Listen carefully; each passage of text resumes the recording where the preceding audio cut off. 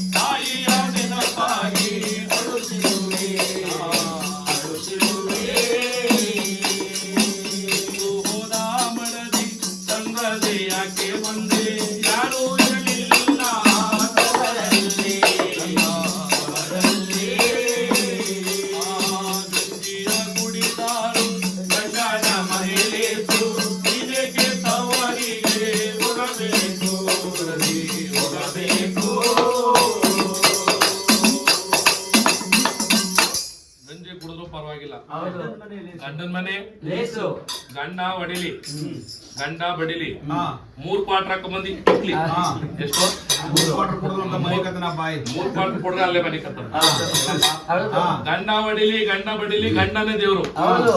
ಪತಿಯೇ ಪರದೈವ ಪತಿಯೇ ನೀತಿ ಮೋಕ್ಷ ಪತಿ ಇಲ್ದೇ ಇರ್ತಕ್ಕಂತ ಶ್ರೀ ಜನ್ಮ ಹಾ. ಪಾಷಾಣಕ್ಕಿಂತ ಕಡೆ ಅಂತೇಳಿ ಆಗಿನ ಕಾಲದಲ್ಲಿ ಬಾಳೋರು. ಆಗಿನ ಕಾಲದಲ್ಲಿ. ನಮ್ಮವ್ರ ಕಾಲದಲ್ಲಿ ನಿಜ. ನೋಡಿ, ಇಲ್ಲಿ ವಯಸ್ಸಾದವ್ರು ಅವ್ರ ಕಾಲದಲ್ಲಿ ಹಾ.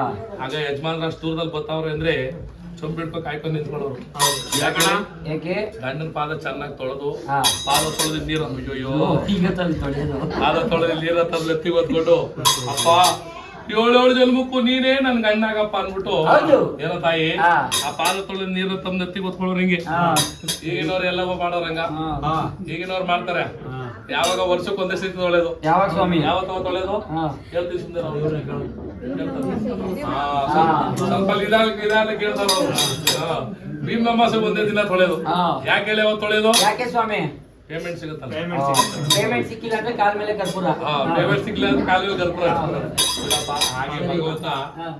ಚೆನ್ನಾಗಿ ನೋಡ್ಕೊಳ್ಳಿ. ಹೌದು. ಅಂದ್ರೆ ಇಲ್ಲಿರೋರೆಲ್ಲ ಒಳ್ಳೆ ತಾಯಿಗಳೇ. ಹಾ, ಇಲ್ಲಿರೋರು. ಏನಿದ್ರು ನಮ್ಮ ಏನಿದ್ರು ಈ ಕೊಳೆಗಾಲದಿಂದ ಆಚೆ ಆ ಕಡೆ. ಆ ಕಡೆ ಮಾಡೋದು ಹಿಂಗೆಲ್ಲ. ಅಲ್ಲಿ ಪರಮಾತ್ಮ ನಿಮ್ಗೆಲ್ಲ ಒಳ್ಳೇದ್ ಮಾಡ್ಲಿ. ಹೌದು.